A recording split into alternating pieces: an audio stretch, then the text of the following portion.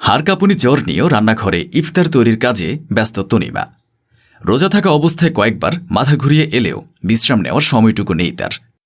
ইতোমধ্যেই তনিমার ভাসুর আমজাদ হাতে একটি বাজারের ব্যাগ নিয়ে রান্নাঘরে এলো। কর্কশ গলায় তনিমাকে বলল, তনিমা শুনছ, বাজার থেকে কিছু ছোট মাছ কিনে এনেছি। ইফতার বানানো শেষ হলে মাছগুলো ধুয়ে কুটে বেছে নিও। সেহরিতে ছোট মাছের তরকারি খাবো। করুণ দৃষ্টিতে তনিমা পিছু ঘুরে তাকালো। তার ভাসুর আমজাদকে বলল, একটু পরেই তো মাগরিবের আজান পড়ে যাবে ভাইয়া, এর মধ্যে আমি কখন কি করব বলুন? কেন, ইফতারের পরে কি করবে তুমি? তখন মাছগুলো কুটে ধুয়ে বেছে রান্না করে দিও। যদি কিছু মনে না করেন ভাইয়া, কাল আমি মাছগুলো আপনাকে রান্না করে দিই। কেন, আজ কি সমস্যা? আজ আমার শরীরটা বিশেষ ভালো নেই ভাইয়া।